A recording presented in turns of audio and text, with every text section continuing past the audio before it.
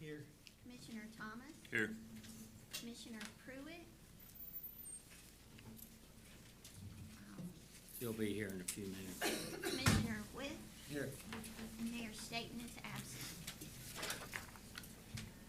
And I will call the special call meeting of fiscal court to order. And Mr. Clerk, would you please call the roll? Magistrate Putman. Here. Magistrate Southern. Here. Magistrate Starks. Here. Magistrate Berry. And Magistrate Tompkins are absent this morning. Well, you have a quorum. Okay, great. Just if anyone is curious, Mayor Staten's father passed away, and he is out attending to some of the business related to that today. He really wanted to be here, but I think we're ready to go ahead and jump right into agency funding requests.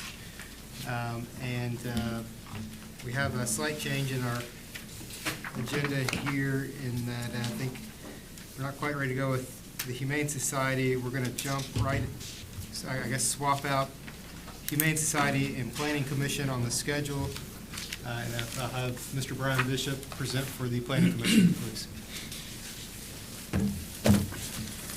This feels like a congressional hearing. What'd you do now? It's a long list.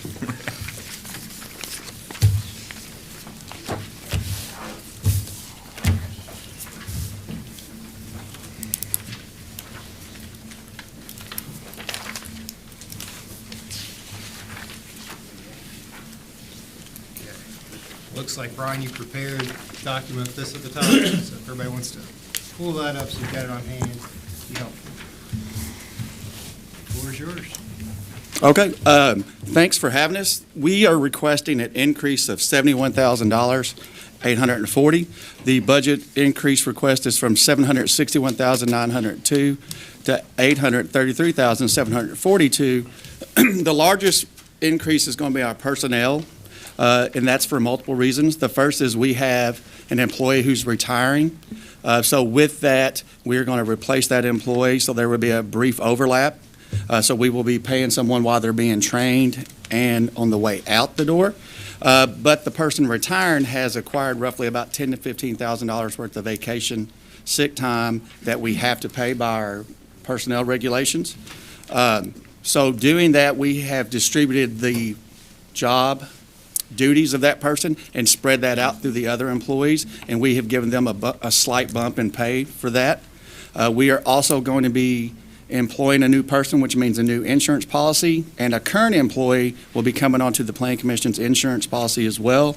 So we are seeing a $36,779 increase in salaries due to that, which correlates to FICA and Medicare increases of $2,200, nearly $2,300. And we are also seeing a spike in insurance costs to these two employees coming on the insurance plan of $27,805. We have increased our capital outlay a bit so that way we can increase security at the Planning Commission office, because we often have people going to the police office who are not the most stable. So we are increasing that request so that we can create a buffer similar to what the city codes has. And we are also asking for $7,000 to paint an existing vehicle and not buy a new one. The existing vehicle is sound mechanically, but it's starting to look a little rough. So we thought it'd be better to paint it instead of buying a new vehicle. That is a really quick version of the increased request, but I'll answer questions that you may have. Brian, can you break out the salary increases by staff? By each staff. I have requested $5,000 increase for Jennifer and Heather because they will be taking in the bulk of those duties that Teresa will no longer be doing, and I have requested $2,500 for Chris Raymer. And that also accounts for cost of living and any potential merit increase, which we accumulate for 5% roughly total. That doesn't mean they will get the merit increase, but it is accounted for in case they do. So $5,000 for Jennifer, Mhm. $5,000 for, Heather Walters, or Lauderdale, excuse me, and $2,500 for, Chris Raymer. And that also, we are budgeting $40,000 for the new person to replace Teresa. and your salary? My salary, we just budgeted the typical cost of living and merit increase. How much is it? I believe I'm 96. 9,600? 96, no, the actual number, whatever 5% of 96,000 is.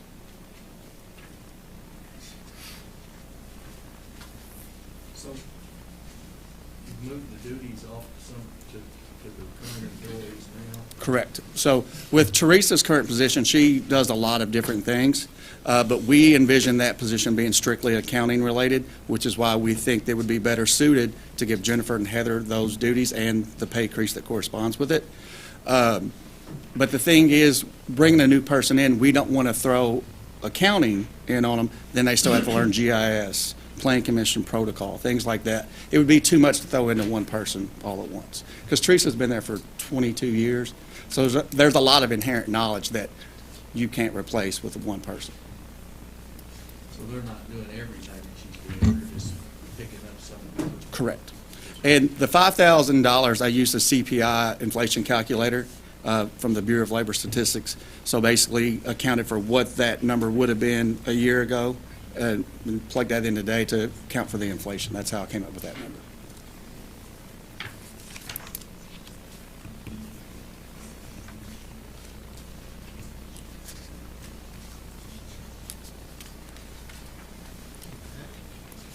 Any other questions for Mr. Bishop?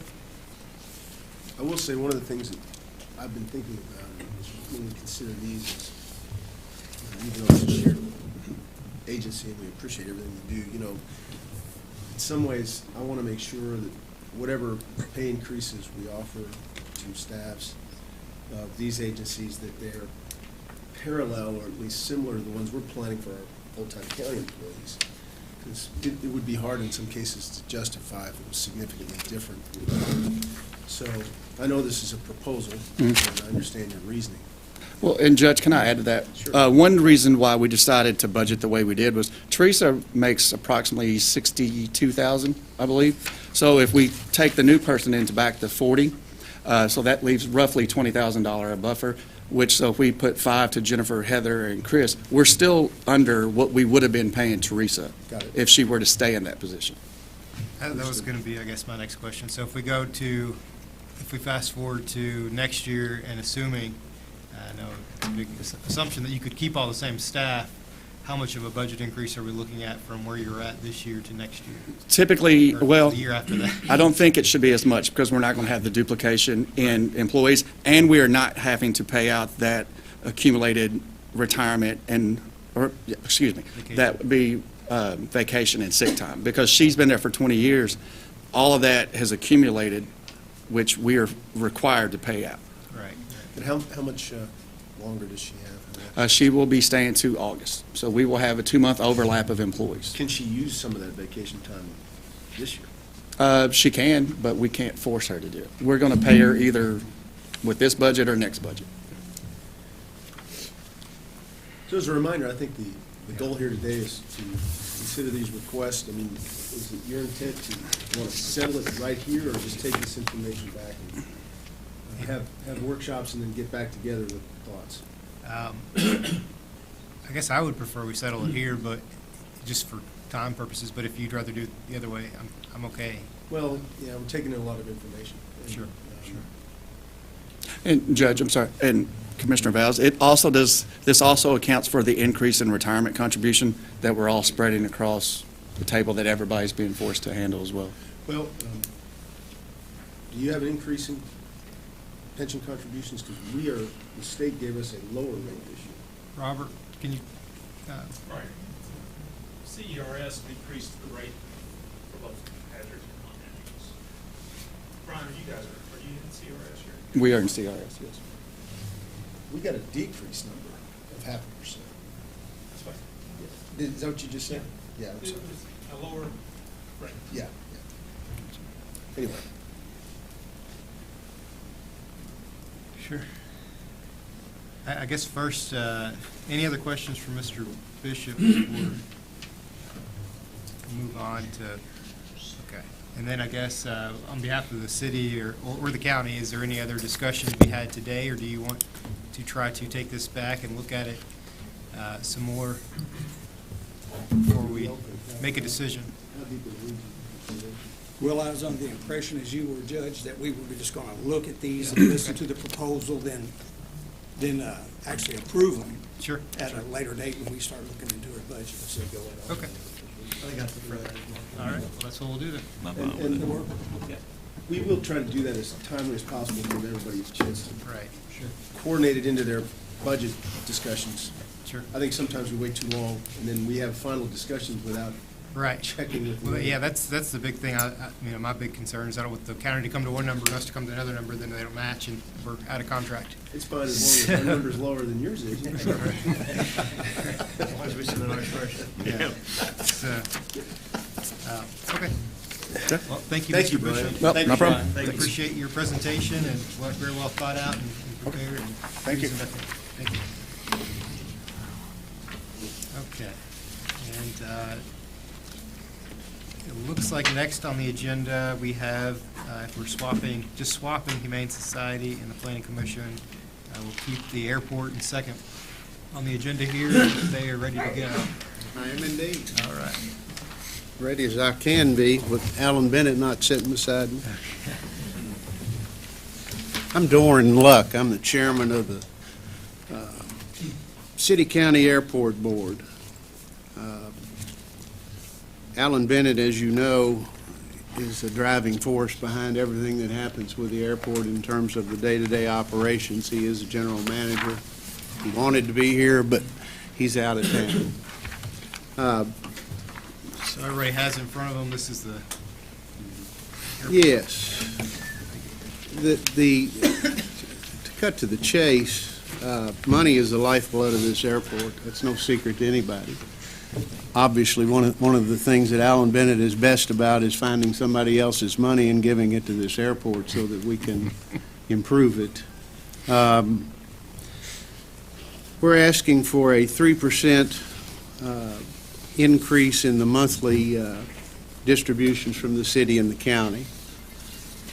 That totals, if you look at the proposed budget for 2024, that totals $12,894 per month from $12,518 a month. We make that request based on, obviously, the fact that the city and the county, like every other governmental entity, is always struggling for funds itself. We understand that. The airport's an unusual animal in that we deal with specialized costs that come up from time to time. When something breaks, it turns out to cost considerably more than we ever dreamed it would. Alan Bennett is very good at managing your money, our money, and which is your money.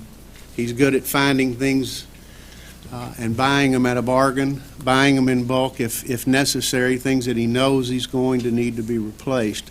But the biggest charge I think Alan has, and he takes his job very seriously, we don't want to come back to y'all and ask for money because we have failed to budget something or we have failed to manage our money. And I dare say that I think y'all agree that we've done a pretty good job at that. So that's where we are. You can see the proposed budget. Anything that you want to know about a breakdown on this, I think that either I or Tanya, who is our bookkeeper who prepares all these financial statements for them, which are distributed every month to this board, she is here. So anything you need to know, we can tell you. But that seems to be a fair request from our end. I would say in the 6 years since I've been in this position, I'm not sure the airport has asked for an increase. I think they've been pretty much flatlined it, huh? Last year, I believe we received a 3%. Small one. And this is a small one again comparatively divided between the city and county. So, and I know that Alan's done his best to hold the line, even as other expenses increase. So I appreciate that. Yeah. Yeah, is he going to be? He's planning to retire this fiscal year, probably. Alan? I hope No. not. He hadn't had It's that. not. It's not imminent. No. Okay. No. Good. Could you run through this last page and kind of explain those federally funded projects and how those work? You talking about the airport plan, development plan project list? Yes. Well, I anticipated that you would want to look at that, but I also anticipated when I saw what had been distributed that you might want to look at the whole page. Sure.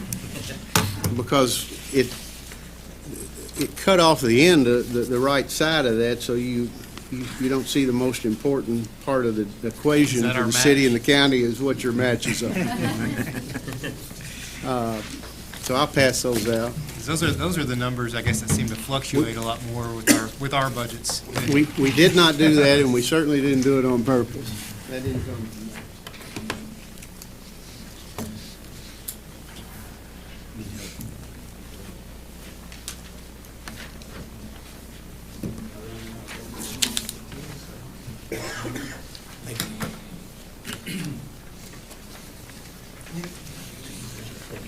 We can share it. We can share it.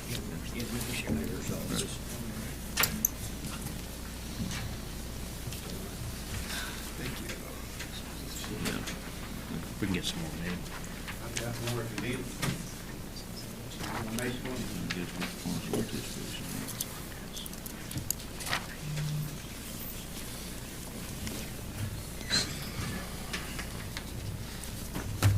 We need more? I've got some. Anybody else? Steve, you need one?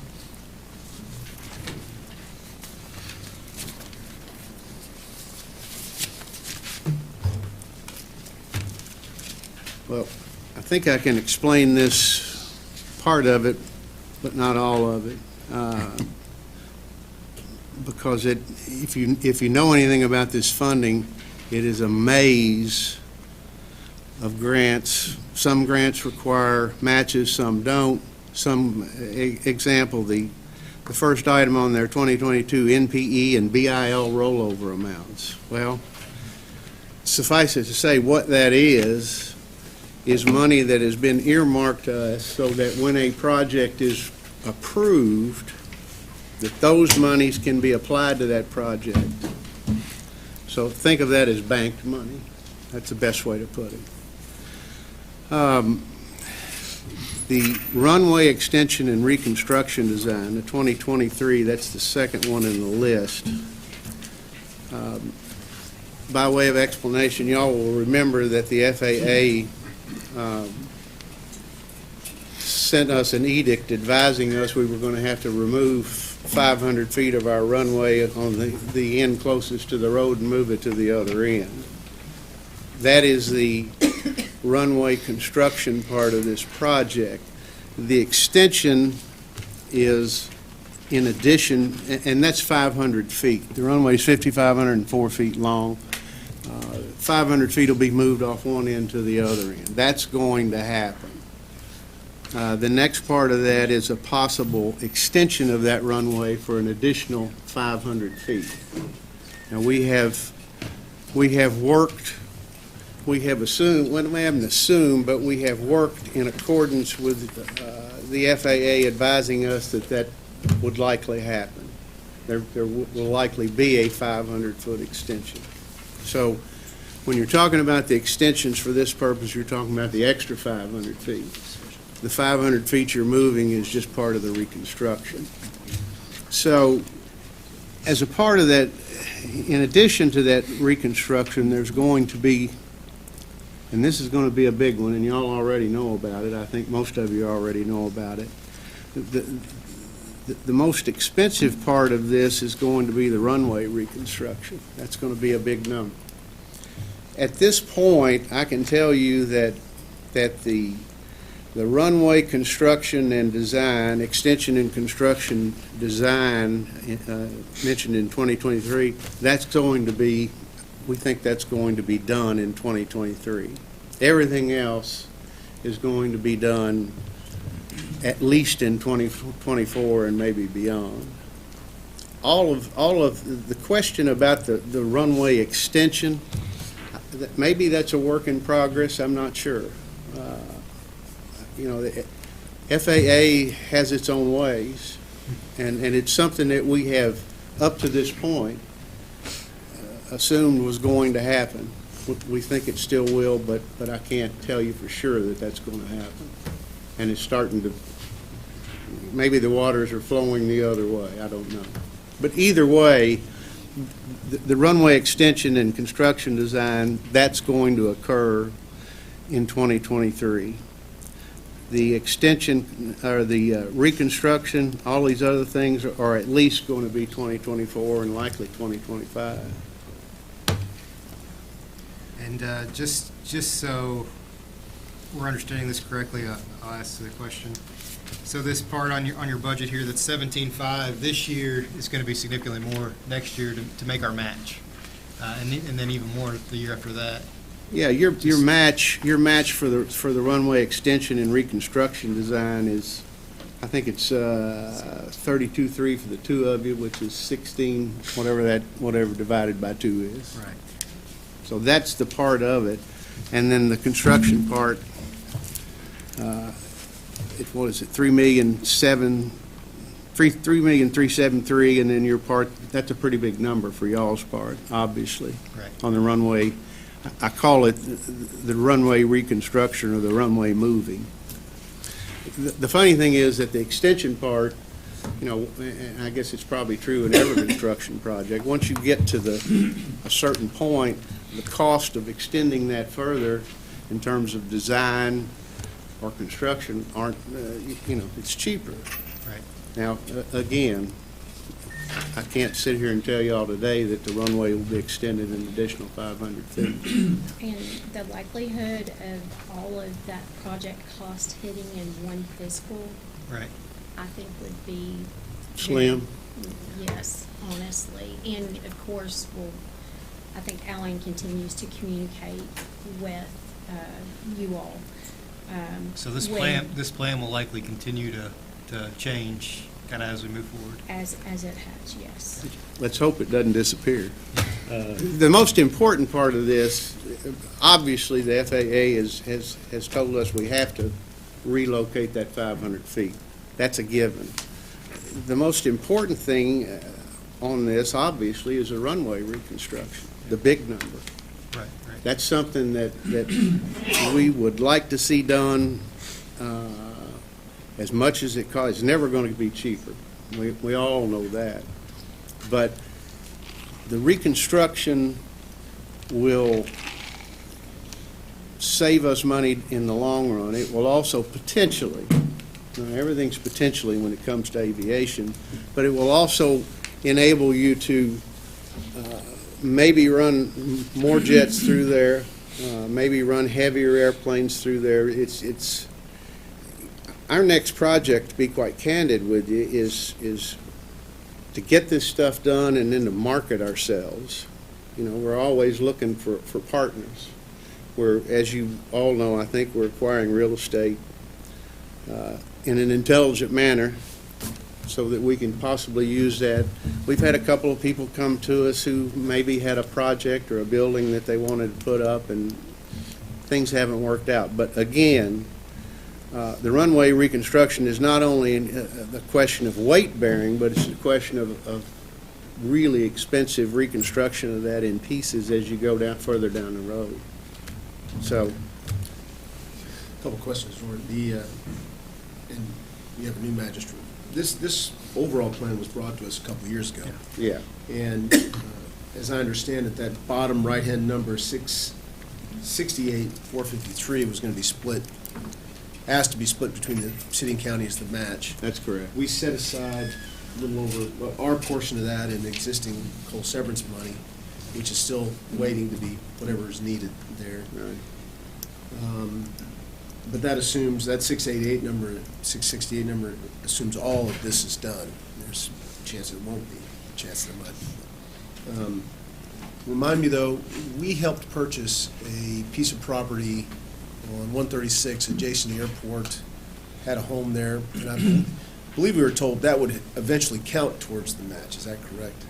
That is correct. They have land bank, which counts as a local portion. Yeah. And as Dorn had said, the FAA is kind of their own beast. I don't know how Alan does it, but we will get AIP grants executed at 100% federal and does not require the 5% state or local match.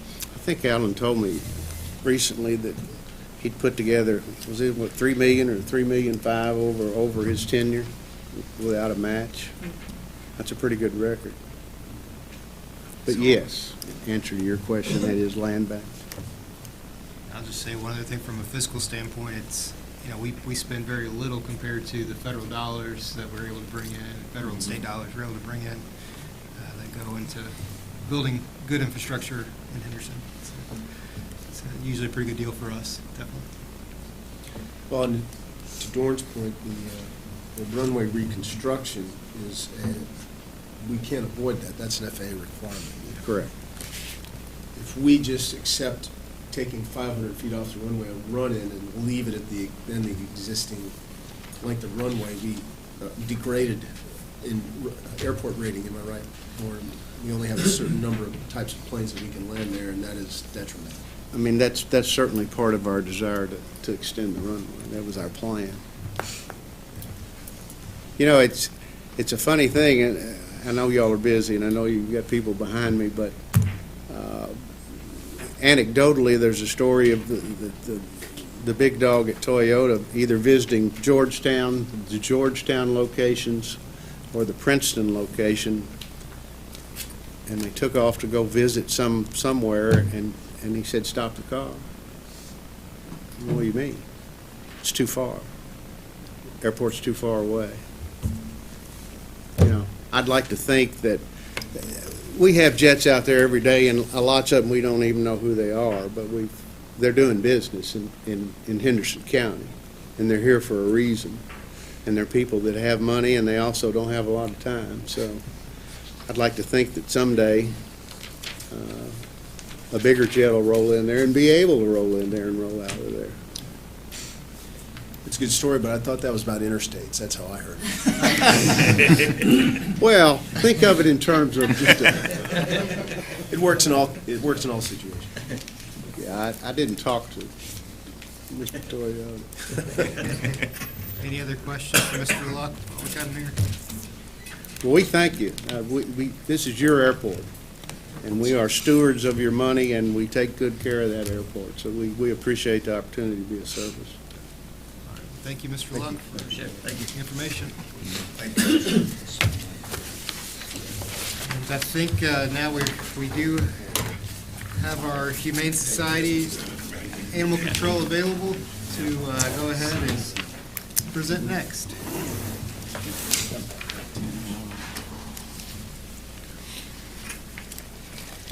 Good morning, everyone.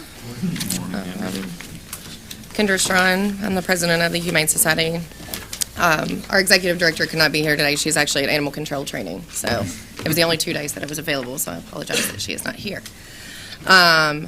We are asking solely for a $2,000 increase from the city and a $2,000 increase from the county, from 251 to 35 to 256. This is going to cover some of our executive directors' pay increases. We had told her, you know, we would do 3, 6, and a year raises to kind of get her where she was from the job that she left, as long as the performance was there. This will also kind of cover our inflation costs for medical with vaccines. We've seen a huge increase in vaccine cost and food cost. We did increase some of our fees, our reclaim fees on the animal control side, to kind of offset that cost.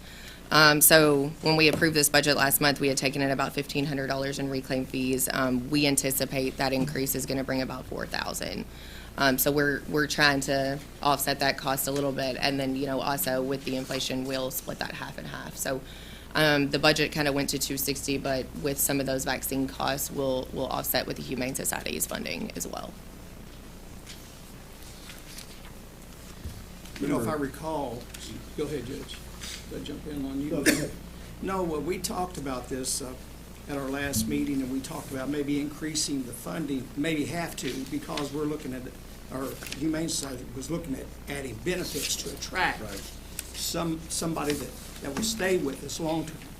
Correct. So with that, we did actually work out something with her on an independent level where the insurance for her was actually going to be a lot cheaper if she went on her own based on salary than for us to provide it for her. So we have worked that out. And then we also have an independent rep that comes in for our staff that's kind of a one-off that they can pay directly to her with Anthem. And it's proved to be a lot more cost-effective for them and us. So we have worked that out for the staff. If they opt to take it, they absolutely can. And we basically, what we have done is included that price into their pay. Does that make sense? Yeah. Thank you, Ken. You're welcome. How much is it for our animal control officers? How much is that health insurance, do you know?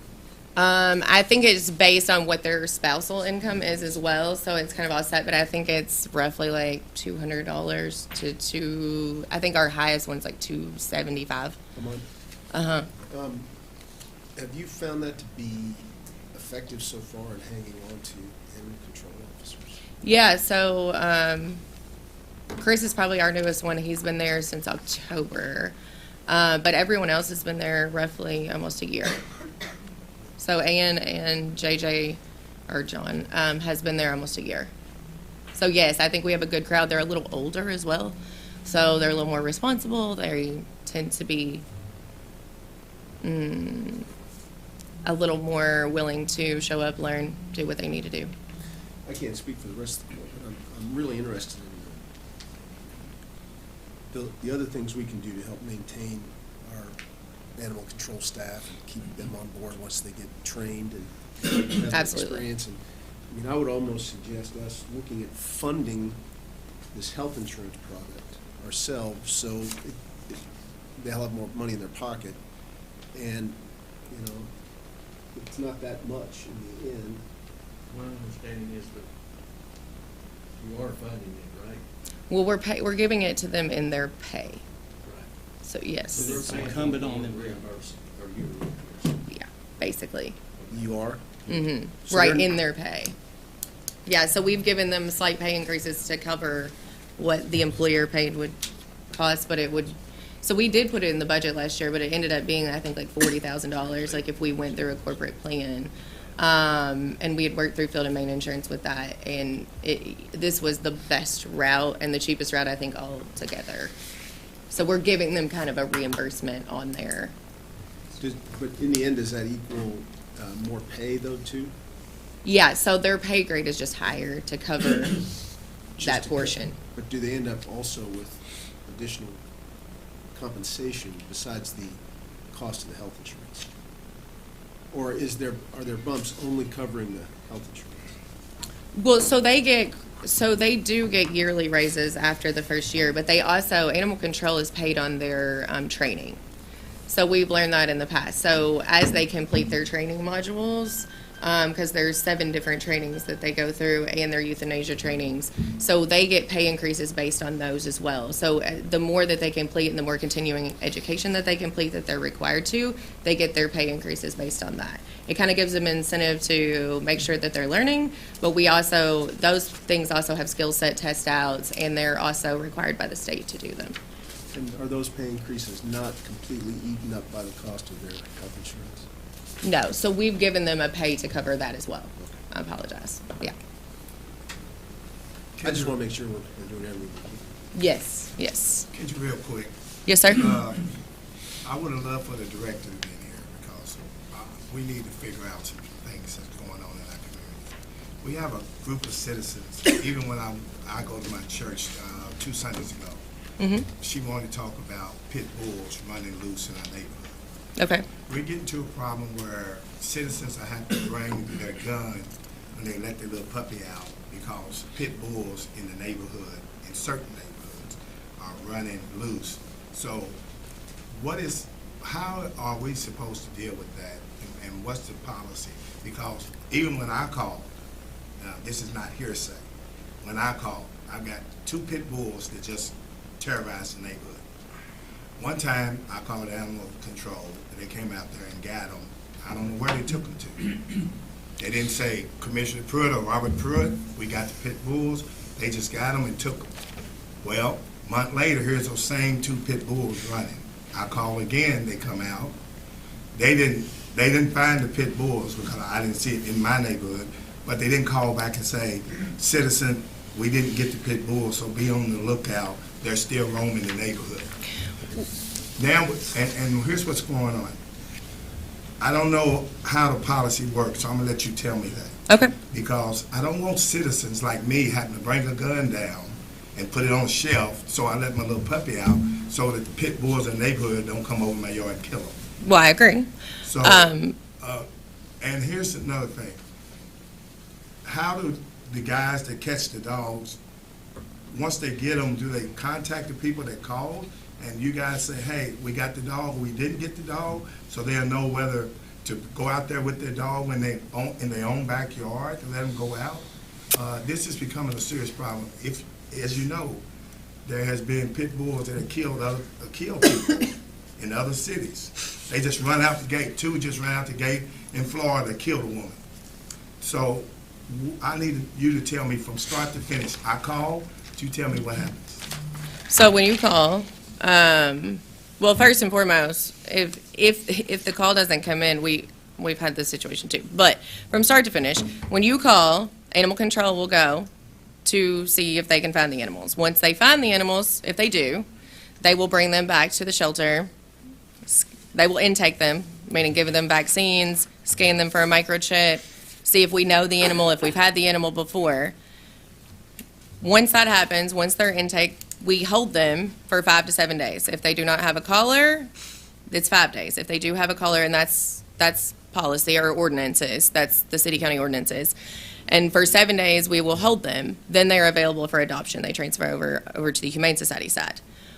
We do not generally call the citizen because we have issues with retaliation from neighbors. We have a lot of, Let me hold you there. I said calling the person that called. I know. So let them know that the danger has been taken care of. I agree. But we do not tell people, we do not call the person back solely because a lot of times, well, A, they're on multiple calls a day, but B, generally the person is meeting us outside. I mean, we can put that into policy that they call those people. I think you should. Okay. But, I mean, most people are aware. Now, if we don't find the animal, you know, there's not a lot we can do. They'll drive around for hours looking for dogs. I do know that there is 2 sets of pit bulls that are on that end of town where you're at that there's been an issue with. There's 2 sets of them. I know exactly who they are. We have corrected 2 of them, and we have cited the other 2. So the way that policy works is we do a verbal warning, we do a written warning, and then you get a citation. We have one person that basically we cited 3 times in 3 days because they had already had a verbal, a written, now they've been cited. So they have to figure out how to correct the issue, right? Those 2 pit bulls, one of them is a lab pit bull mix. The other one is a pit bull that were killing cats on the East End. They have both been cited. Their gates have been fixed. The other person has been cited and is supposedly working on the issue. I have not heard of them being out in the last couple weeks, but that doesn't mean anything. So I don't know every call that comes in unless it's brought to my attention. What is the site fee? The site, that Is there a depends. fine or what? You just say, okay, here's a written warning. Is that all you guys do? Well, no, we actually do an actual citation that goes to the county attorney's office. And so then the county attorney would deal with it. We have the BARK program, which is like a deferral program that they come and learn about how to take care of their animal properly, all of these things. Sometimes they'll get community service, but I am not sure what the court fine actually is for citation. Steve may be able to answer that. But we actually turn that over. They're actually cited in court. They have a court date. We call it get a court date, and they actually go through the system. Like a traffic citation? Yeah, it's basically. Chime in and tell us, once you get it, how does it work? Because here's what's going on, which she knows. On the East End, there's a lot of pit bulls having puppies, and they're giving them away and letting little kids have them. And these dogs they got them on chains, they got them on ropes, they're breaking loose, and you may go out in your yard to, by your garage and put garbage, and you look up and see a pit bull. You may see two. And now, what are we gonna wait on? That in Henderson, 2 pit bulls just killed a citizen, and we all know we got this problem. What I'm asking you guys, this is serious, because I do not want citizens that I have to talk to telling me that they're scared to death of a gun, but they had to go get one because they're trying to save their dog, because the pit bulls run up in their yard where they let their puppy go out at night. So, Steve, tell me, once you get it, how does it work?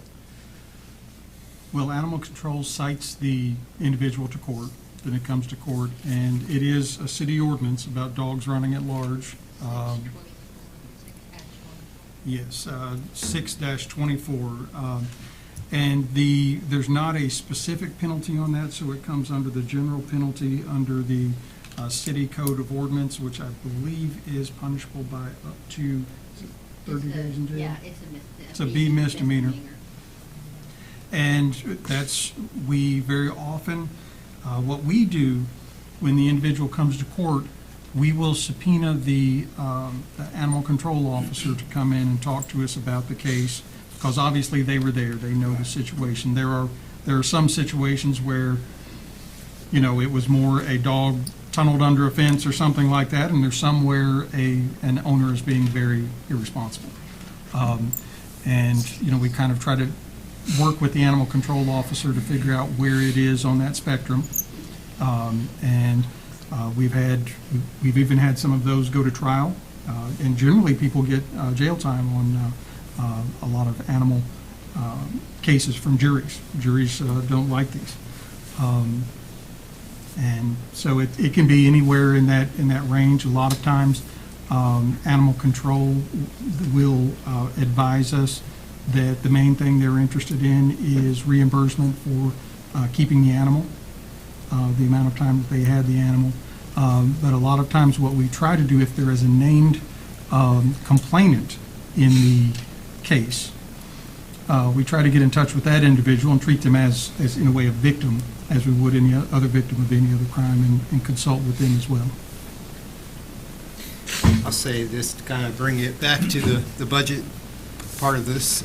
We've had a lot of moving parts in Humane Society, animal control over the years. It sounds like the budget proposal for this year is a plan to try to help improve that and give it a little bit more stability, and I hope it works. I feel like if we have more stability there, we can bring more of these complaints to them that you're concerned with, and get a good plan to address these kind of issues. And I will say, Commissioner Pruitt, I have very much made a hard and fast rule of the three strikes you're out kind of rule with them, because we have had so many animals at large. We've taken in 303 stray dogs since July 1st, which is way too many.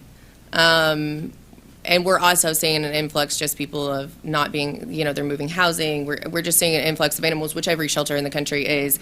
But we do have one case right now, which, I advocate for all animals, but I will say we have one right now that we have in court that this animal has been vicious for quite a while, and we had an animal control officer that really should have done a lot more a long time ago.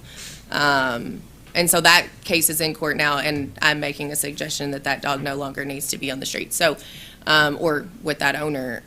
So I'm very aware of that issue, and my staff is very aware of that issue, and I have made it very, very clear to them. And I think Butch and I had this conversation too when you requested the meeting of, it is a problem, and they are working very, very hard to address that. They've already cited 2 of those people. And the other 2, we do have a problem sometimes too of not knowing who the owner is. So unless they come to the shelter to get the animal, we don't know who they are. And they just turn around, even if they don't come and get them, they just turn around and get 2 more from the neighbor that's had puppies, right? It's a constant battle, but I am very much aware of it, and I will make sure that they're definitely finding those people that are on that end of town. And I encourage anybody that you're going to church with, or anybody that your neighbors, your neighborhood, to call us anytime they see them out. Anytime they call. Real quick, I wasn't late to the meeting. I was having a meeting. No, you're with fine. Citizens. there is a neighborhood, if I'm Braxton, was it Braxton? Ms. Foster, yes, I'm very, very aware. If we can't do anything about that. We have a citation that we've actually sent as an e-warrant for that because they've been dodging us. We've been trying to cite hers for 3 months. Well, if we had a summons or a warrant, we would find her.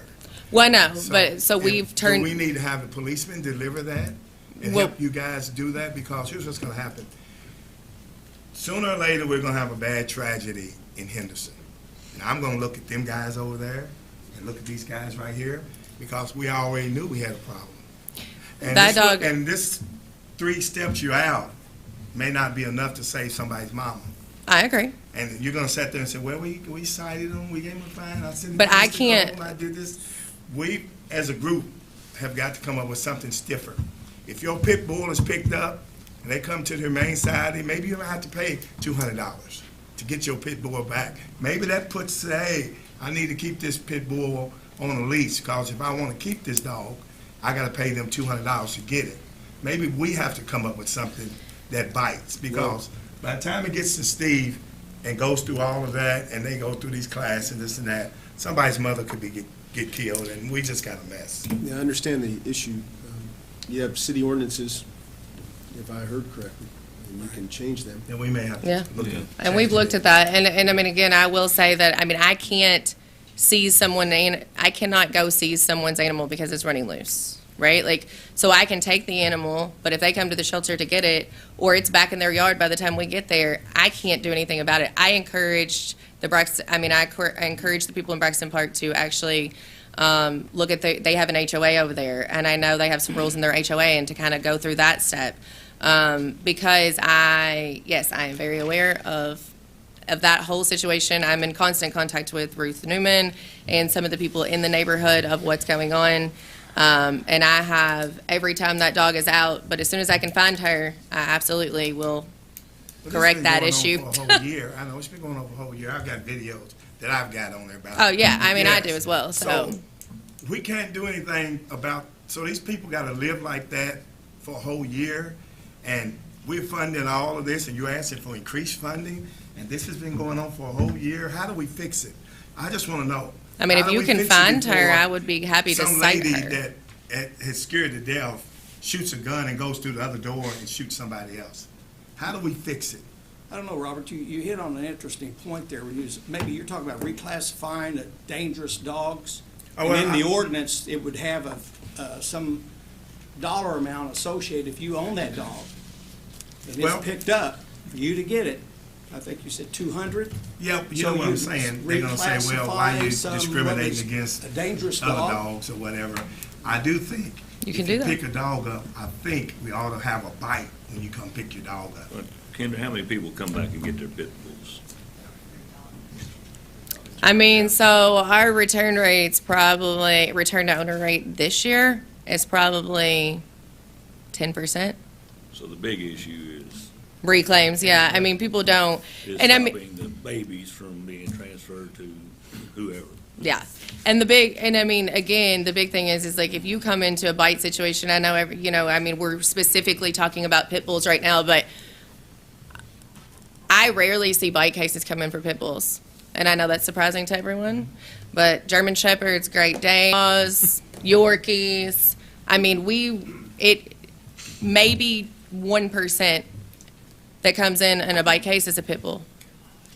And I know that could be surprising to everyone else, but I mean, so I think if you're going to reclassify an animal as a dangerous animal, like you're going to have to reclassify a lot of larger breed animals, unfortunately. Yeah, that's what I'm saying. But the main thing I want to do is to make sure people in their neighborhoods don't have to start taking guns out when they're letting their dog out in the yard because everybody else is letting other dogs who are vicious, not just pit bulls, come in, and we don't want that. People ought to be safe and comfortable in their own home. I agree.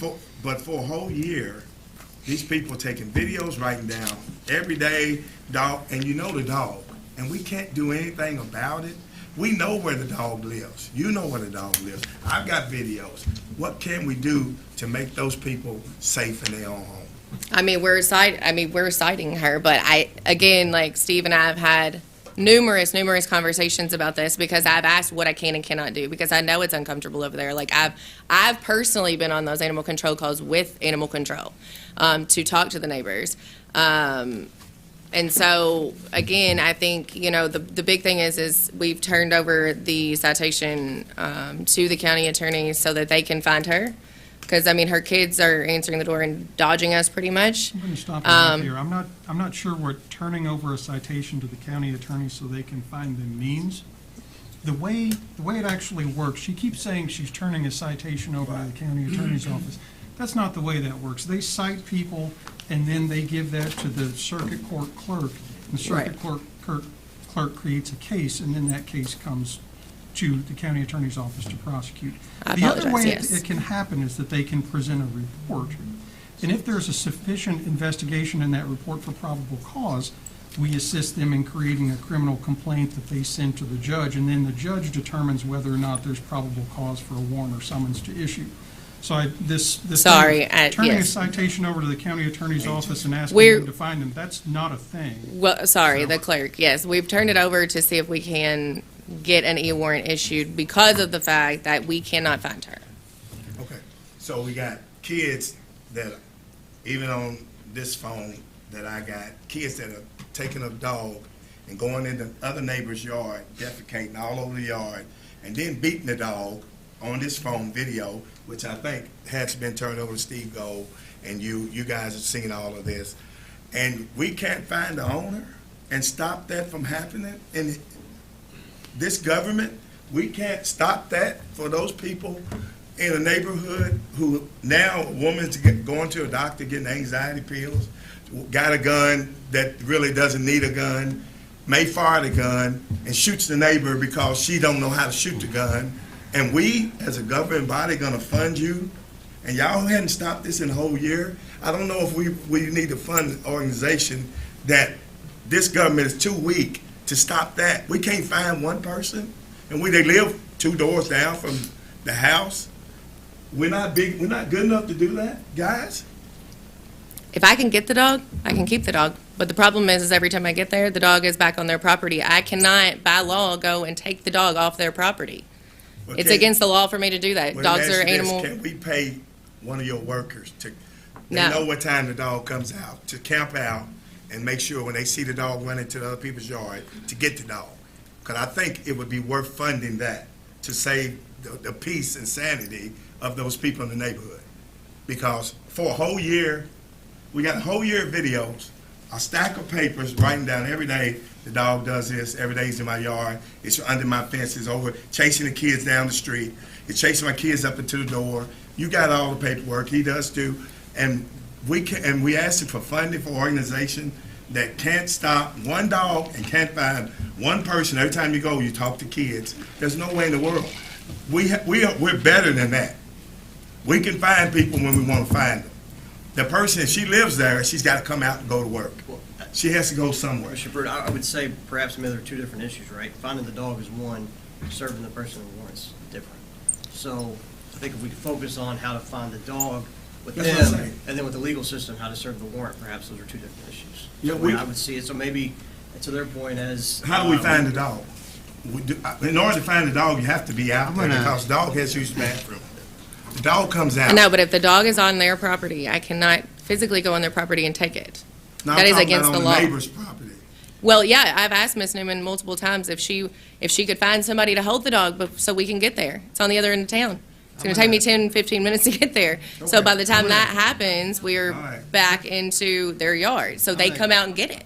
I'm going to cut you all off here because we are kind of running over. We're gonna running over here. I mean, I'd be happy to have a separate meeting. We can continue the conversation. Absolutely. I mean, I'm more than happy to do that. Those people deserve peace of mind. I agree. I completely agree. And I have frequent conversations with them. I want to focus on just the budgetary issues, although, I think these are somewhat related to the budgetary issues, but we probably need more time to discuss those that we don't have right today. So, Ms. Strawn, thank you for coming and presenting the budget to us today. We will get back to you and let you know what our determinations are on that, okay? Perfect. Thank you. Thank you. Next on the agenda, we have emergency management with Director Garrett. to present a budget for us. And Mr. Good morning. Director Garrett's budget is the one that looks like this. Yeah. Good morning, all. So, emergency management is funded from three sources. We're a 24/7 emergency response agency. We're funded by the state, the city, and the county. So basically, to back into our budget, we take the total number that we have and subtract 12.5% off that. That is basically what is reimbursed, back to the city and the county, or the county rather, throughout the year. They basically will reimburse about 50% of salaries for myself and my assistant. So that you'll see that down in throughout the budget there. So that being said, I talked to the judge yesterday and amended this budget. We are requesting 3% across the board, which basically will take my salary from $48,000 to $49,500, my assistant's salary from $38,000 to $39,000, and our admin assistant in the office from $14,600 to $15,096. She is a part-time employee, so we have 2 full-time employees and 1 part-time. If you look down at the supplies line item areas, we're basically going to be going from a $50,000 supplies line item to $51,500, which again equals about a 3% increase across the board. Beyond that, there's nothing really substantive in there. If you look at some of the sub-items in the supplies line item, those are just basic office expenses and things like that to get through the year. Any questions? And I'll apologize in advance. I made Kurt a little bit more stressed out this morning than I should have. But after talking to Kenny yesterday and seeing the initial proposal, I asked him to go back and sharpen his pencil a little bit. So hopefully you have the updated version in front of you, and I appreciate everything Kenny and their team does. But in the end, I think this Requesting an a little bit more increase. reasonable, huh? Is it requesting an increase from 87,000 to 89,000? Yeah, 2%. So, and It's actually 3. Kenny, I think, thank you for your work on this. I think, if I don't want to put words in your mouth, but as you explained, some of the expense increases on the supplies are things that we have to do, he has to do, especially the siren systems, the maintenance and Well, with the hardware. That's right. With the decrease down to 3%, looking at the 34 outdoor warning sirens, we basically take care of all the maintenance for all the sirens in the city and the county now. So we're going from $11,950 for annual maintenance to $12,308. That won't cover the actual contract cost of $15,570 for the new year. So we're basically going into this planning on moving some money around within the subline items to make that work. But that's basically just with the 3% raise in the budget. So we can make it work. It's just going to be tight, and it gets tighter every year, as we all know, going through this. But with the hiring of a full-timer now, that budget has jumped pretty significantly. However, I think we all agreed on the need for a full-time backup for Kenny. Oh, yeah. He's, how many runs last year? In your package, you'll see they see a breakdown of it. We've got about, they won't, I can submit it to them then. I've got it in email. Emergency management made a total of 370 runs last year in 2022 in comparison to the year I started in 2018, where we made 19.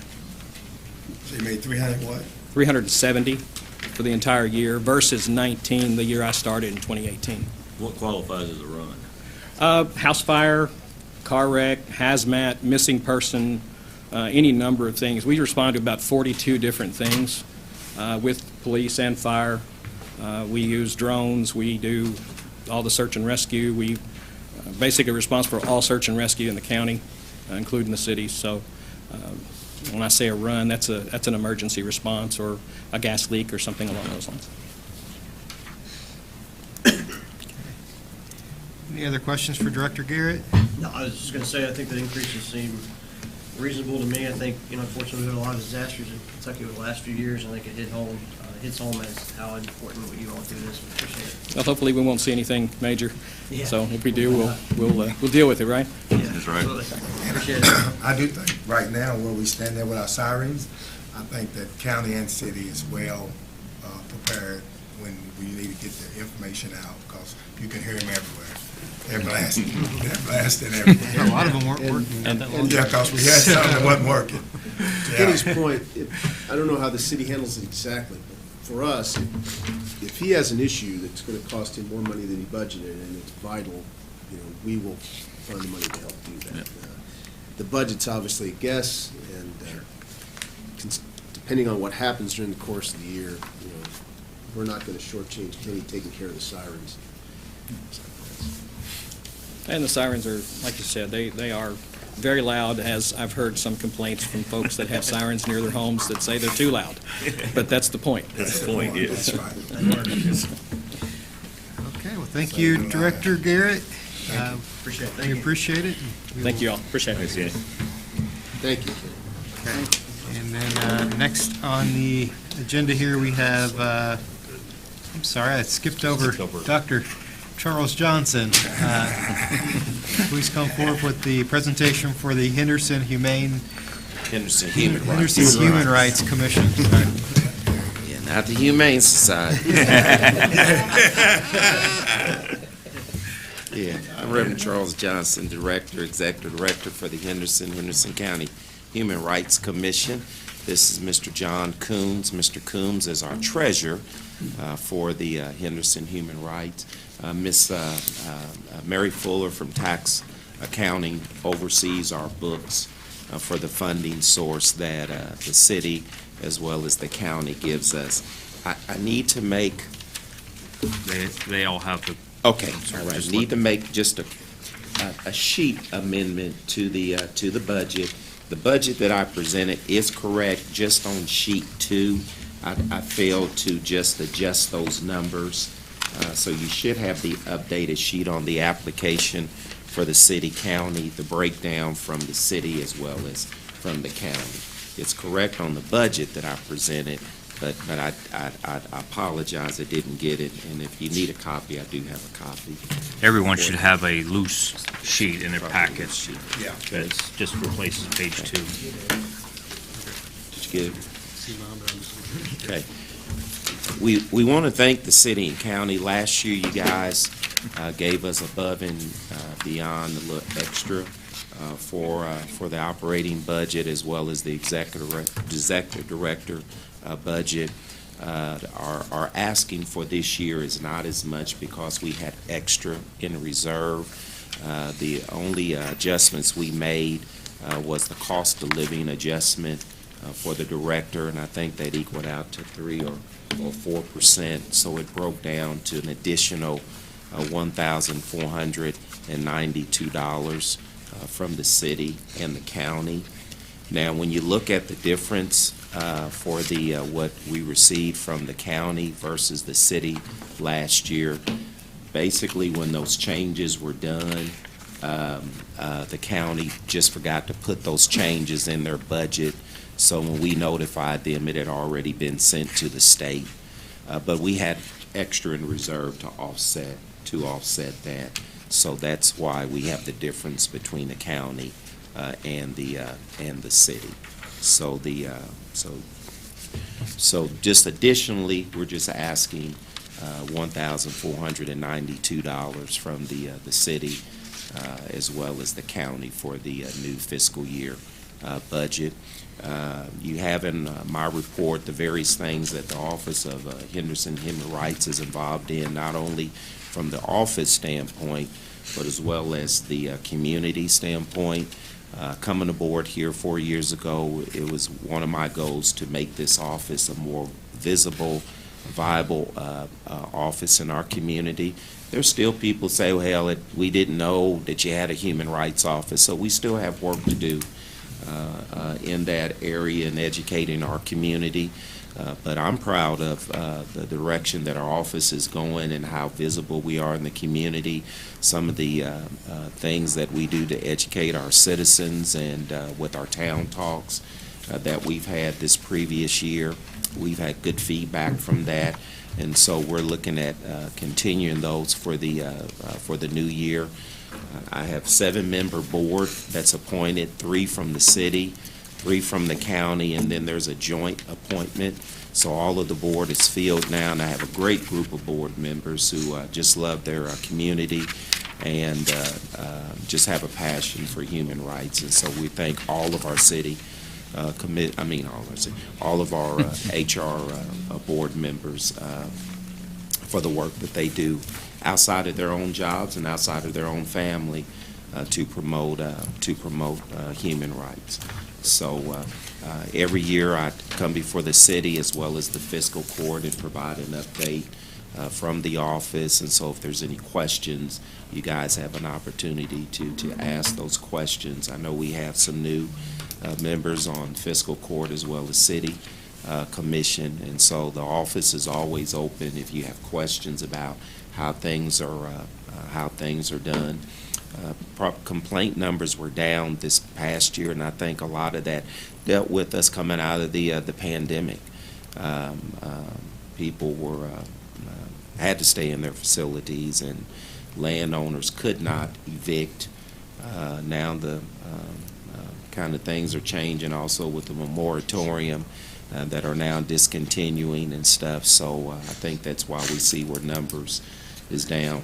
But I don't think human rights ought to be based on what the numbers are for our community. I think just that we have an office that operates on behalf of the fairness of all citizens in our city and our county. So with that, is there any questions that you have for our office? I just want to say, since you come on board, before you came on board, I guess both joint city and county was kind of thinking, do we need a full-time and a part-time person? And I'm glad we came to the conclusion that if you do part-time human rights, you'll have a part-time city with human rights. And I'm glad we came to the conclusion that we have a full-time director. And it makes our city, when we're not in the paper, you're doing your job. And that's my goal for Henderson. I put Henderson up against any other place. I want this to be the best place, no matter what your race, anything, that you can live here without being discriminated against. Your human rights will be protected, and you can live here and raise a great family and get a great education for your kids. That's really where I'm all with this office. Thank you. Charles, I have one small thing. The retirement costs are doubling. Was it underestimated last year? No, it was overestimated last year due to the increase that we got. Instead of it being 6%, it went to an 8.898. So, but we readjusted to this year. So, but also his insurance, he doesn't take insurance, so that goes on his pension. You do know that, right? No, we had a $3,000 allowance for insurance. So he has an option to take that and buy insurance, or he can put it on his pension. Okay. I'll say, I think we've restructured this positions organization a few years back, and obviously have a new director for it, and it's, I think it's been we're getting a lot more for what we pay for now, certainly, and appreciate your work, definitely. Yeah, thank you. Thank you, Eric.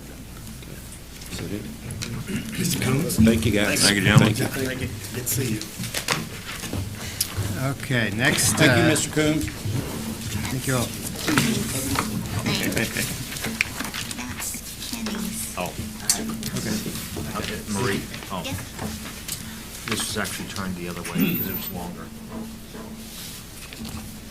That's why I didn't print it out. Okay, next on the agenda, we have the 911 Operations Center upgrades and funding. Director Jordan Webb.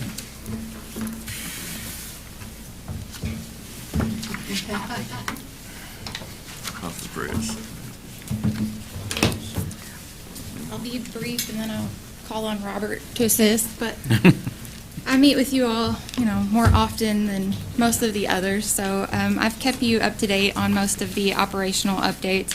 But I will let you know as far as the budget for 911, most of our line items are consistent year to year. The thing that drives our budget mostly is overtime costs, which are associated with staffing.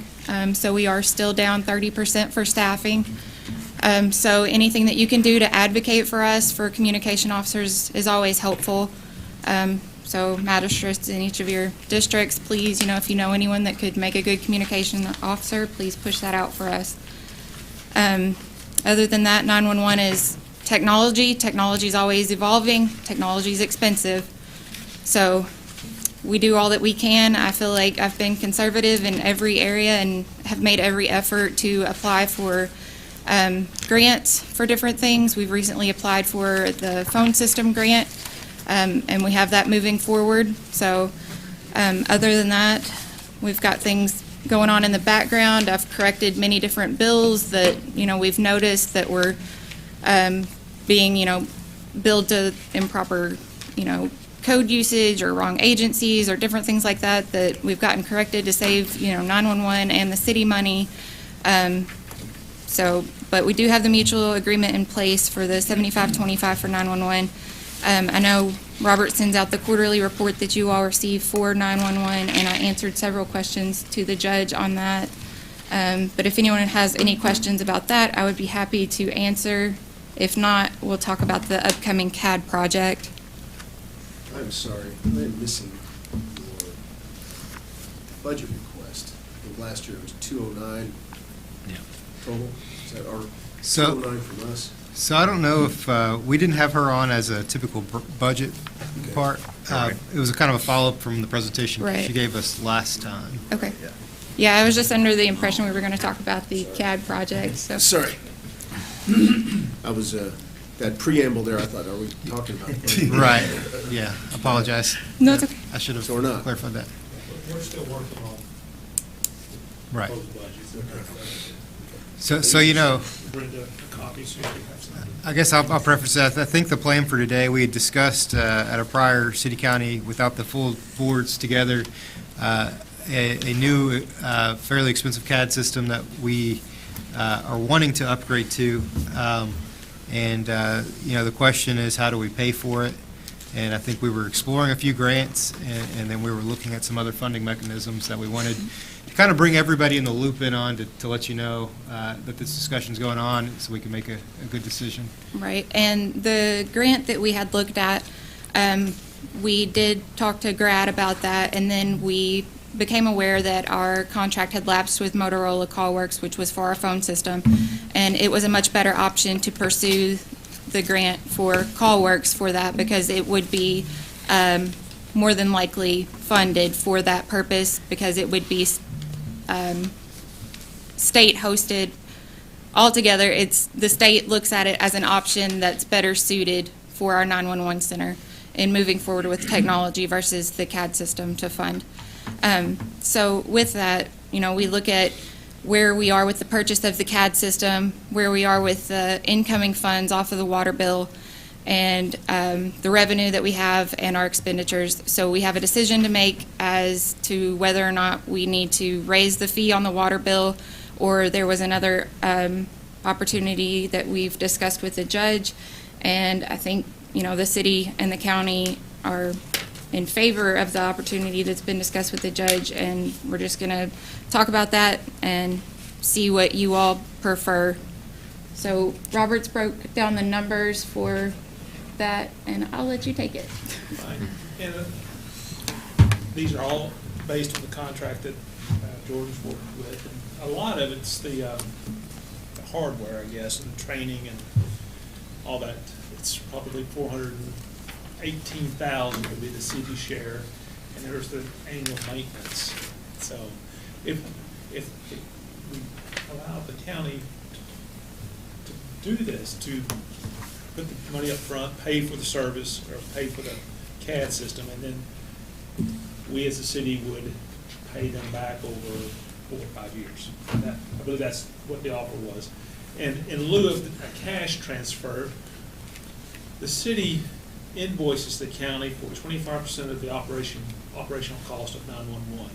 Plus, we invoice the county approximately $10,000 a month for allowing all county residents to use the landfill. So we're talking total about $30,000 a month of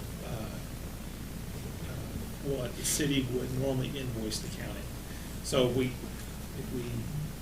do that, we're talking about a $30,000 per month payback. So to do this project, with the city's share being about $553,000, it'll be about a 12 to 15-month payback, because we only invoice the county for actual, because this is budgeted, and the budget expenses are usually higher than the actual. So it could be paid off within a year, or it's probably closer to 18 months for that allowance is paid back. I don't know how much the other members of the commission know about our proposal, so you want me to spell it out? Yes, please. We imposed the 911 fee on water bills a couple of years ago, and we started at $3.25. And I know there was discussion at the time about bumping it up quickly to $5. And Could you backtrack just a little bit farther? We moved that fee from landlines to the water bill because landlines are going away. I think it was the same amount. We changed it slightly. Raised it. Yeah. And there had been legal cases about the propriety of doing that, of moving them from landlines to water bills. There was a case in Garrett County that seemed to give us the ability to do that, so we did. One of the stipulations is, if the city and county are both involved in doing this, they have to do it together. It has to be both. It can't be one or the other. It has to be both. I think that's still the case from legal precedent so far. So we did it together, both county water customers and city water customers. One of the wrinkles there is that there are some city water customers who live out in the county.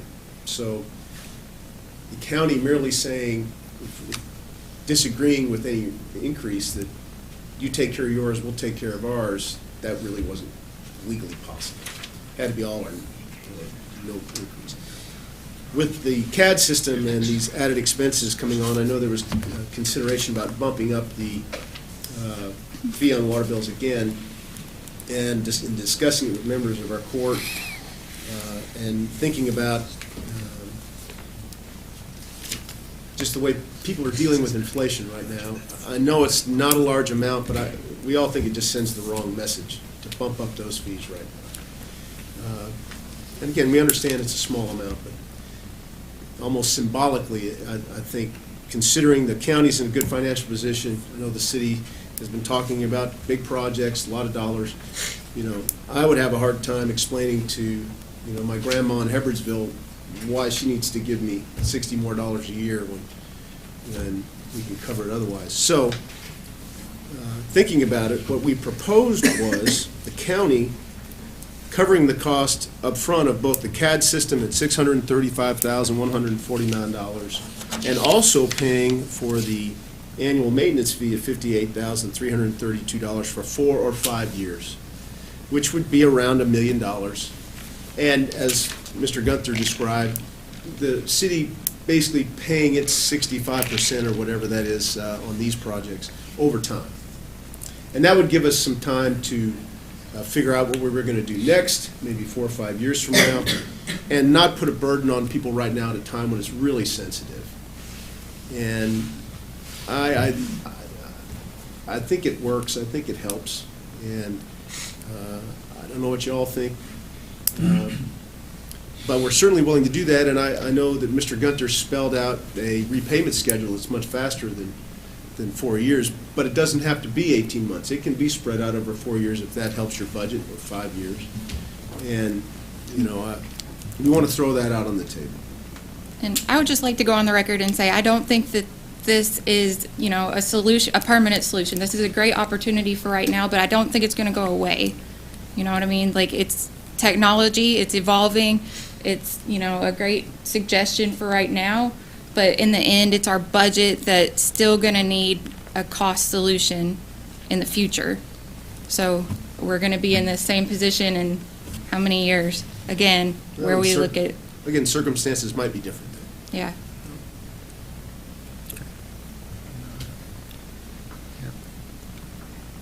It sounds like, a solution that could work, at least in the short term, and, if that's what we've got, then I'm okay with it. Sounds very good.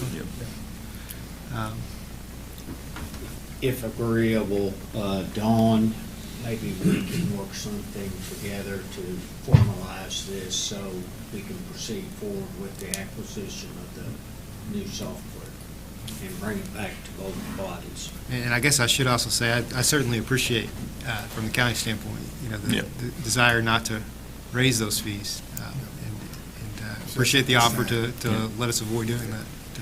And you're heard loud and clear. This isn't a permanent solution, but I think for now, in the circumstances, this may be a good one.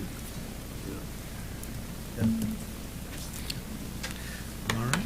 Sounds like we have a plan. Any other discussion on this topic? Anybody else have anything to say? No, you summed it up. And about my budget, we are still working on that for the city. We usually have those mid-April come out, right? So we can discuss that at our next city-county meeting if you like. I would so appreciate no new surprises in equipment. But just to tie into that, you mentioned at the very beginning that you are short on staff, and we will help you any way that we can. Have you taken some steps, though, also to try to attract and retain dispatchers? We have. So we don't have, a lot of push, I guess, from a public standpoint for, the position. I do all that I can to push for the position. And then we have our new city website that's definitely been helpful. But I guess, I'm the one that's interviewing the candidates, and I can tell when I've pushed for the position. It's just a very busy time, and we have a lot of new employees currently. So, you have a point where I've got these new employees that we've just trained. Okay, let's pause for a second. Now, okay, we're ready to start pushing again. So we're at that time where it's time to start pushing again, and we'll get back into that role. And we do have a new PIO who we're fixing to start some promotion with, and our new assistant city manager, he has a couple of plans to help us push that out. So we're looking into some things to help that. So. How many more dispatchers do you need right now? 4. Mm-hmm. What's the salary? So currently we are starting at $18.89, I believe, and we do have shift differential. Shift differential gets up to about $20 an hour. It's okay, I don't have to get the. Don't quote me on that. Don't go posting it anywhere, but I can get it on the city website. All right. All right. Yeah, it's on the website. Okay. Now, how does that shift run? So the shift differential is based on a 6 a.m. to 2 p.m. So that would be day shift who wouldn't receive like a shift incentive, and that's by seniority. But the shift differential will definitely be received by new people on the second shift and third shift, which will. And it goes from 2 to what? 2 to 10, and then 10 p.m. to 6 a.m. All right. Well, thank you, Director Webb, for the presentation today, and it sounds like we've got a plan to move forward with it. Yes, thank you. And if you have any more questions or anything, my email's on the website, or you all can reach out to me. I appreciate it. Let me explain the spreadsheet that Sure. he just passed. This is the worst case scenario if we should do the whole project and the county pays it all at once. If we do the maintenance contracts over time, it will be much less than this. So, I wanted to show the worst case scenario. And there's two scenarios. Like I mentioned, we usually come in 90% of budget, so if we do that, we're talking, it's probably closer to 18 months. And we only invoice the county for actual expenses. And again, it can be, you can draw this out longer if it helps your budget, if you need to. That's something we can, yeah, definitely keep considering as we formulate the rest of the budget. How do you want to handle it? All right, thank you. Director Webb. Thank you. We do have one more item on the agenda, and that is, this is not a normal joint funded agency. It's a new request for the city and the county to consider from the Warm Community Outreach Program. If you all want to come forward, please. Essentially, my understanding of the situation is that we have some class action settlement funds coming in from the opioid crisis that has plagued the nation to both the city and the county, and the WARM is presenting us with some opportunities to use some of that funding in ways that would actually be related to the opioid crisis. Greetings, thanks for having us. I serve Bill Seitz. I serve as president and CEO of the Center for Addiction Recovery. This is my colleague, Nicole Friels, who serves as Vice President and Chief Operating Officer. The scope of the activities of the corporation is that, as you all know, we started here 14 years ago? 16 years ago. As a recovery center for women, our capacity was then about 100, and it has remained that. Since then, the scope of activities has increased. We have 60-odd apartments there for women who've completed the program and who, if they have a full-time job and remain drug and alcohol-free, they can live there and reunite with their families. We also have a recovery center for men in Bowling Green with about the same capacity. More recently, the UCC Church granted us the property on First and Ingram, which has become the Recovery Resource Club of Henderson. And the activities there are extensive. Our women trudge there for class. There has to be a trudging spot. They used to trudge over the East End, now they trudge there. And it's a much safer situation. And also, there are AA meetings and NA meetings, educational programs, and in fact we had about 1,200 people flow through there last month, and that's pretty much active, pretty much the statistic that we realize each month, and that's increasing. A lot of activities are increasing. My colleague Nicole, who has been at WARM, been with the company since it started, has done a marvelous job. And I both have done, in addition to other people in the company, have done interventions as volunteers over the years. More recently, Nicole created, if you will, an educational program in concert with school administration to administer an extensive drug and alcohol education program at Henderson County High School. And that is, she'll tell you, I want her to tell you a little more detail about that, but I want to tell you about the scope of the company first and what we do. We realize more and more that there is an intensive need for family education. She'll talk about the student education program, but with fentanyl particularly, there is an urgent need for family education. I'll give you an example. Less than 2 weeks ago, a local professional called one morning and said, I have a distraught mother. Her son, 16-year-old son, was caught in the high school selling drugs and has now gone to his grandparents' house, would not come home, and we're distraught. What can we do? We were able to collaborate, Nicole and I were able to collaborate and meet with that mother and outline a program, and found a place for him to go for rehab, and he'll be there about 3 months. So that is, and I talked to that mother yesterday, and I asked, did you have any idea that he was involved to that extent. She said none whatsoever. He was an A student. His behavior at home was acceptable, but he was taking fentanyl and also dealing in drugs in the educational environment. And her statement to me was, how would I have known? There's no educational program that gives me benefit of knowledge of how that can work. So going back, Nicole and I don't know, 2 months ago, envisioned a family drug and alcohol, drug and alcohol education program that would be extensive in the community. And in portraying, if you will, the scope of our activities, I hope you would know that we're not looking to expand that. And there are companies that want to expand for the sake of expansion. That's not it at all. We've both done alcohol and drug interventions, as many of you know for many, many years.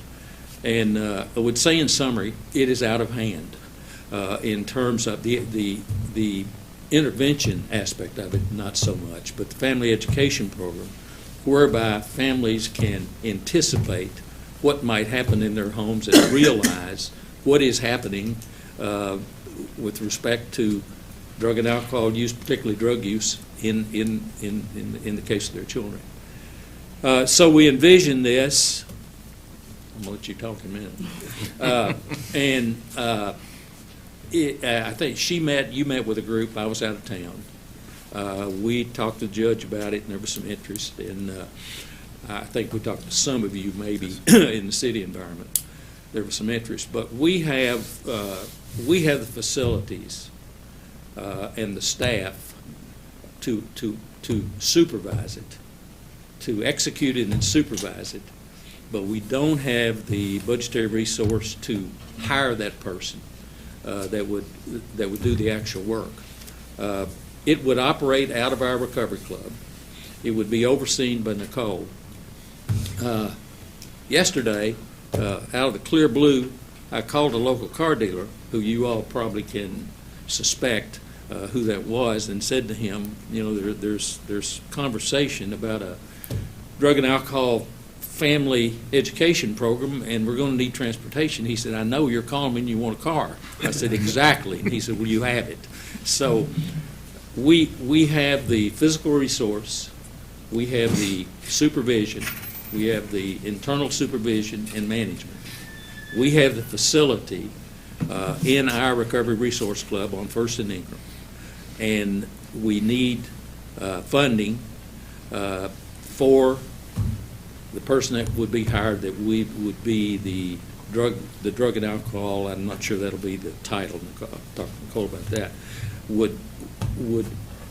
We need the funding for that person. It would be immediately supervised by Nicole, who has extensive capacity and skills to manage someone, to create a program and manage that person to achieve the highest possible, greatest possible outcome.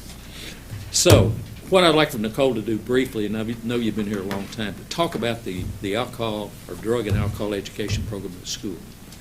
And I think that demonstrates the extent to which we believe that an educational process is absolutely urgent, and what's going on in the schools and how that's being received, and what our staff is doing to accomplish that. And I think it would effectively lead us into a conversation, and hope your questions certainly we could answer about how this would be administered and how important it is for families to understand the seriousness of this disorder. There you go. So what we're doing with the school systems right now, we've been to North Middle, we've been to South Middle. What we did with the middle schoolers was do a presentation, and then we brought over some client speakers from both the Warm Center and the Mark Center. The client stories is what seems to be the most effective. And then we have 9 days each semester with the freshman health classes. And we have 9 modules. We have clients that come with us and tell their stories. That has been very effective. Last week, we met with, we had assemblies for the 10th graders, 11th graders, and 12th graders. I may be a little biased, but I thought it was very powerful, and it was definitely a moving experience. But what we see is fentanyl is attacking our young people. Yesterday, I was involved with an intervention, 17-year-old boy, fentanyl addict. He is now in treatment. The 16-year-old that Dale was talking about, that was a couple of weeks ago. And more families are contacting me. The last time I checked the statistics, in Henderson County alone, there's been 22 overdoses and 7 deaths since January 1. And what we would like to do is take a proactive approach rather than a reactive one, and educate and hopefully prevent any more of our residents from passing away from this horrible drug.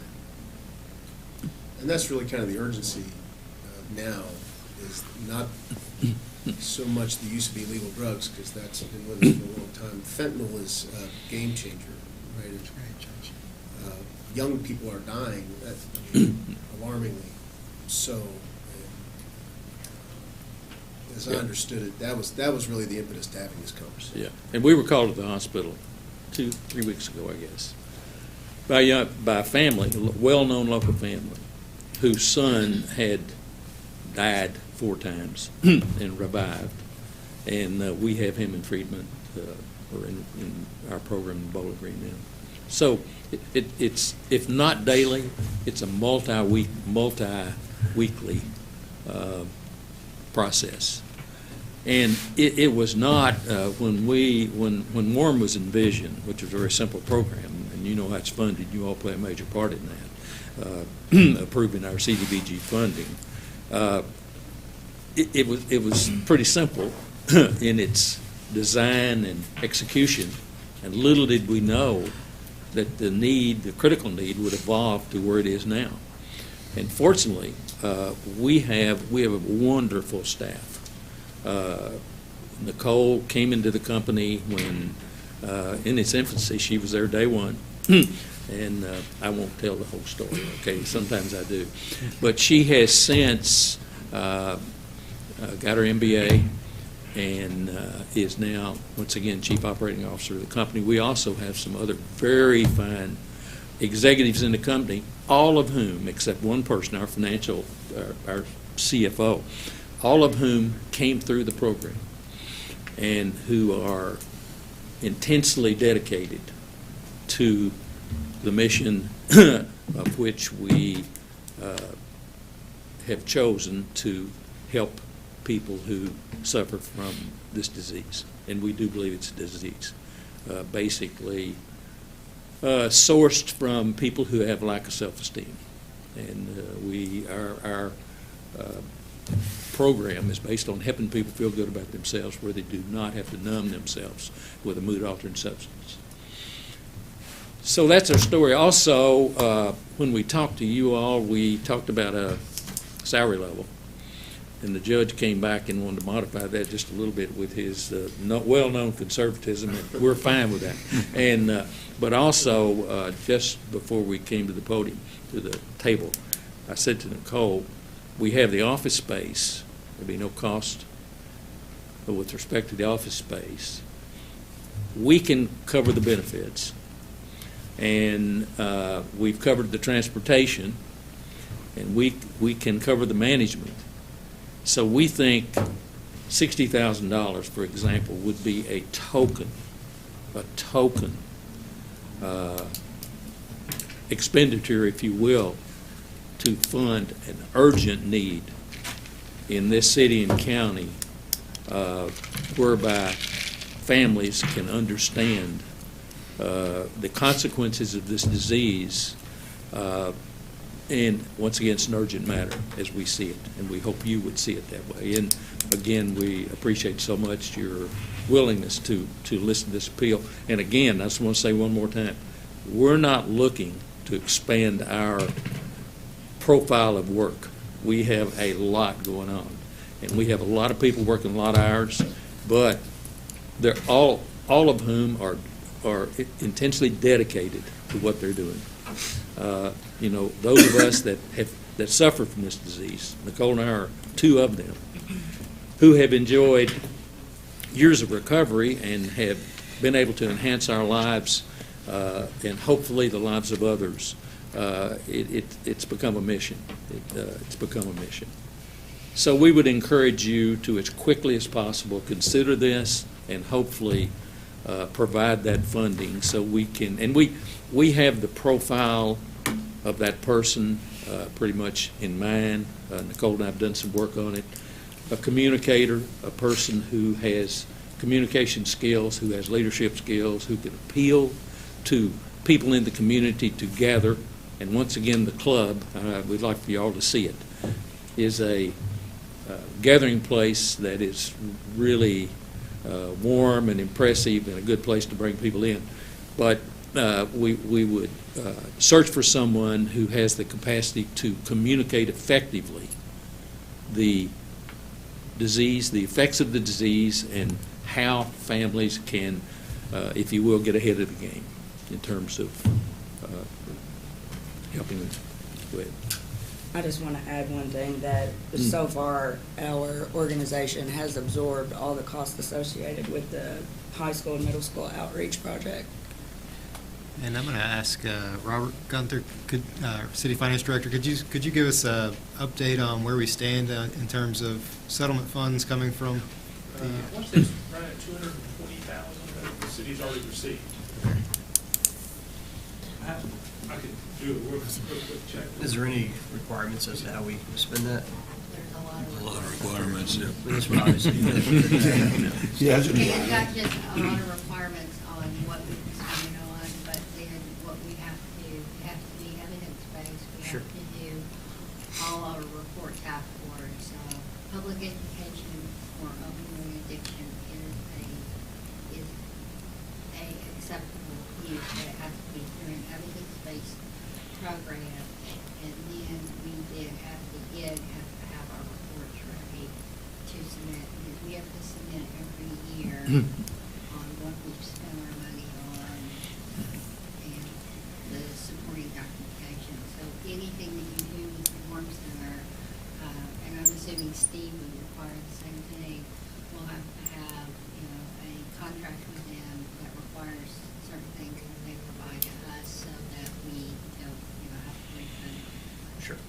Dale, that would be right now his wheelhouse, so he would Right. have meet all the criteria, it sounds like, that Don was describing.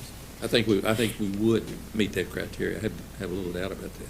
Well, Dale, Yes. I just want to thank you, for all you've done out there for the Warm Center. It's Henderson, that's a jewel, because you made a statement, it's not weekly, but and daily, but it's getting close to that. It is. And anything that tears up families tears up Henderson.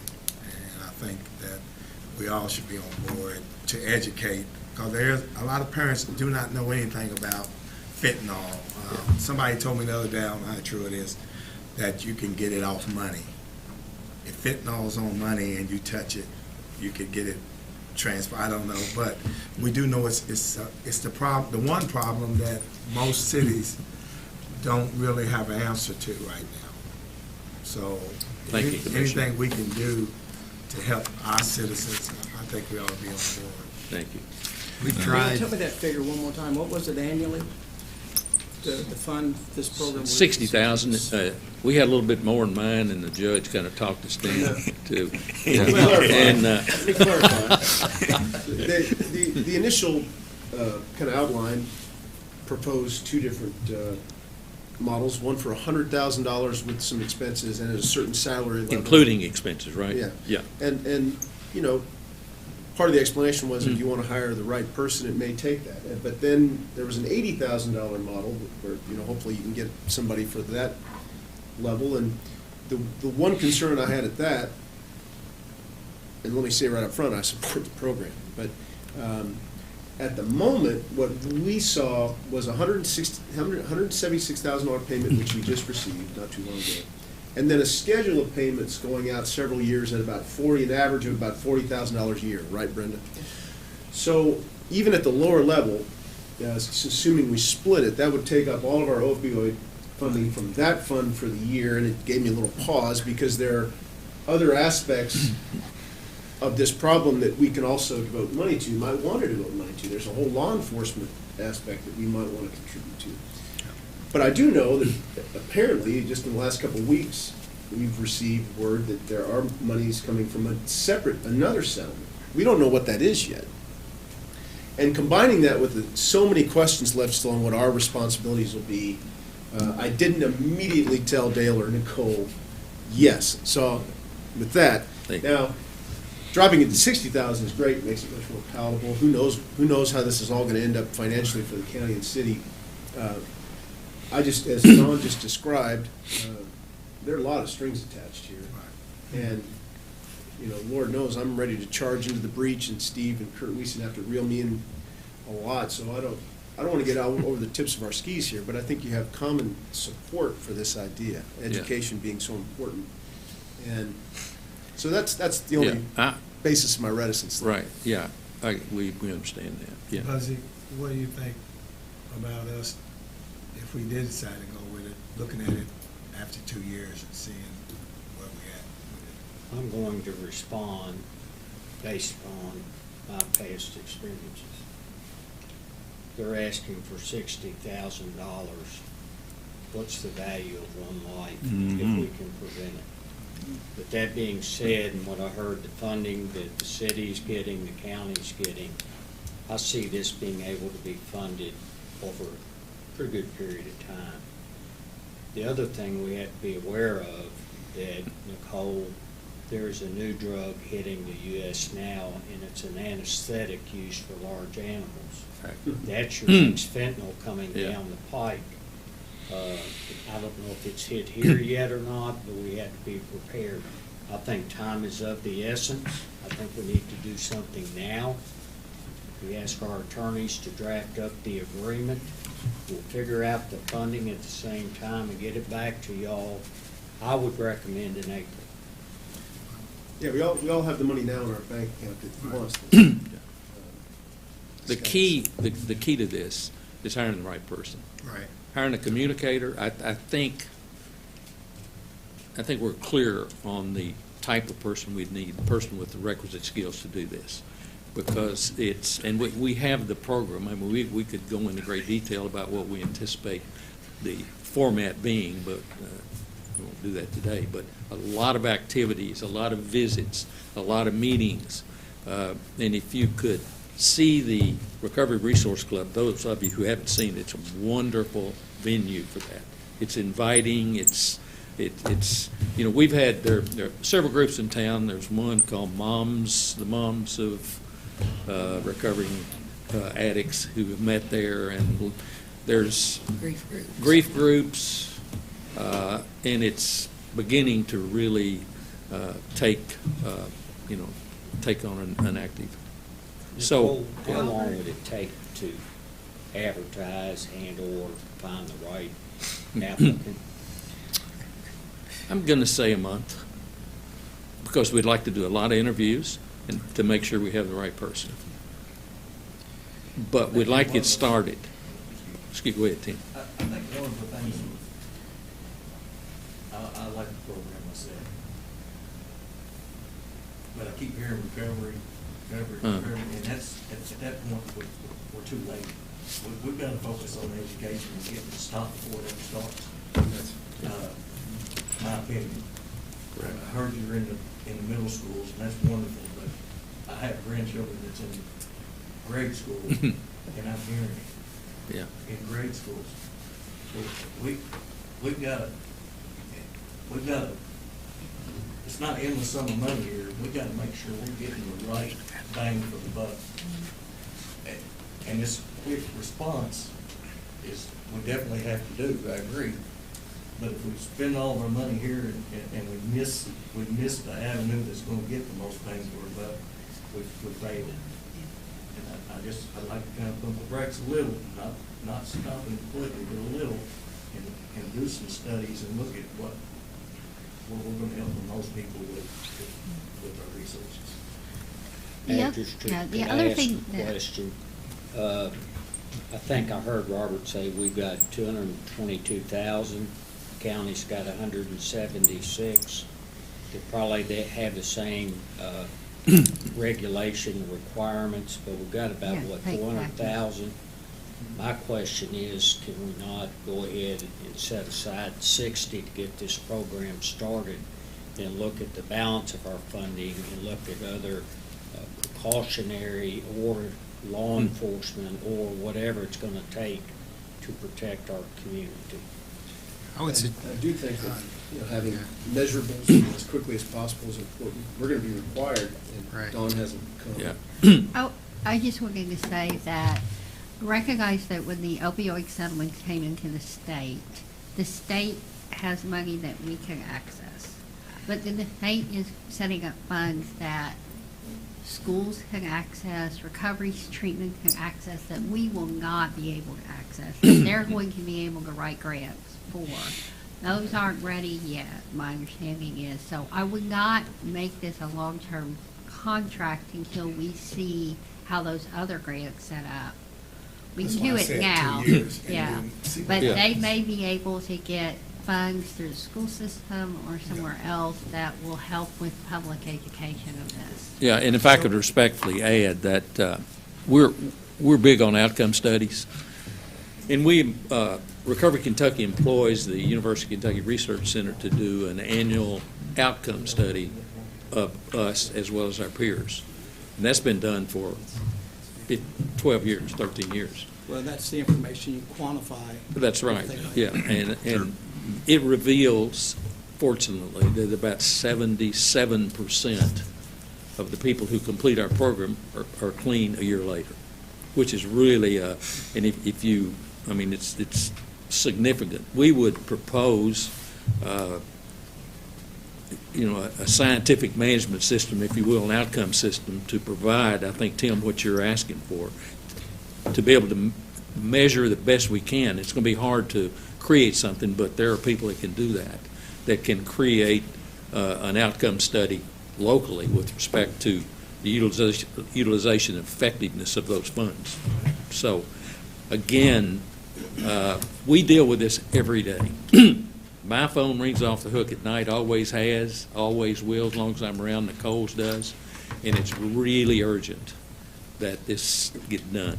And I know that there's some, some element of trust that you must give us in terms of the type person that we need to hire, and hope that you would trust that we have the knowledge and history of doing that. So once again, our request is that as immediately as possible, hopefully today, you would approve this and allow us to get started, write the job description, begin the search. And I think as a part of this, there could be a board, a joint board of some kind from your respective organizations, your respective agencies, that we could meet with monthly or bi-monthly, however you want to do it, and keep you up to date on what we're doing, so you feel good about the justification of your endorsement of this, provided that happens. I think that's a good idea. We can work out all that. Yeah. But to your point, I think if we could say that we could fund it for 2 years, and then we take a look at it, because time is of the essence right now. When we got people ODing in our stores, bathrooms, we've got to take a serious look at where we're at, because drugs is really fentanyl, and this other one that you're talking about, that changes the game. I'll ask our city attorney, county attorney, do we have if we were to do this, is it through a memorandum of understanding with the Warren organization? Is that Yeah, we'll have the to plan? contract with them as requirement. So our plan could dictate or require, that you meet certain things, so we make sure we can get the funding to you, meet all our requirements as well. So I think we can cover our bases through a contract of that nature, and I'm certainly in favor of funding for plan on 2 years, I think that makes it easier for you to find somebody and not have any fear of the job going away anytime soon. Thank you. You know I'm on board. Thank you. So we can't formally approve anything today at this meeting, but we can kind of give our indication of intent to do so at a future meeting. I think we can take a vote. Yeah, well, Yeah, we can- that's my point. I think you can vote Make a on it motion today. if we do it, and have her draw it up. Can we do it, Marie? They can. Contingent. Okay. This is a work session. Okay. I have one wrinkle. My wife serves on your board. I have to recuse myself, I believe, in this moment, and that would take us out of a quorum on our side of the aisle here. But we have a fiscal court meeting next Tuesday and can take care of it then. You can do what you want to now, but. We got a meeting this We just in a afternoon. work session. Okay, but But we can all agree to Yeah. draft an MOU, Yeah, begin to so- draft an MOU. Yeah, so bring it- we bring can it begin forward at to draft the job description, and that's done. If Nicole the two tells me that's bodies done. could get with Yeah. each of us about And- what yeah. your anticipated outcomes and deliverables are, and if Warren could get with us what you all believe the deliverables are going to be for this, we'll We be have able it. to put that into Yeah, the agreement. we'll provide that. all right. Thank you very much. Good to see everybody, and really appreciate Nicole your and sensitivity Thanks to for all this you do. social problem. Thank you all for the Thank you. presentation and the opportunity to partner with you. Thank you. Definitely. Thank you. Okay.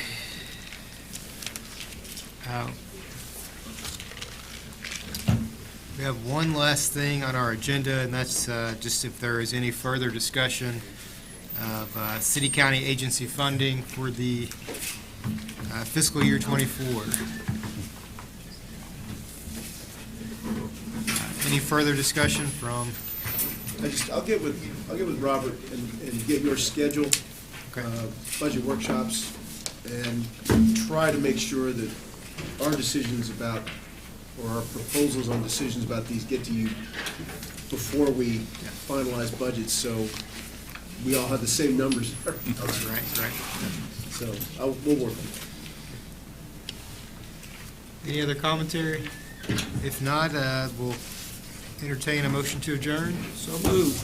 Second. I guess we got You got a jury. Butcher train, you coming over here? Yeah, I forgot. What you say? So moved. All in favor? all in favor, indicate by saying aye. Aye.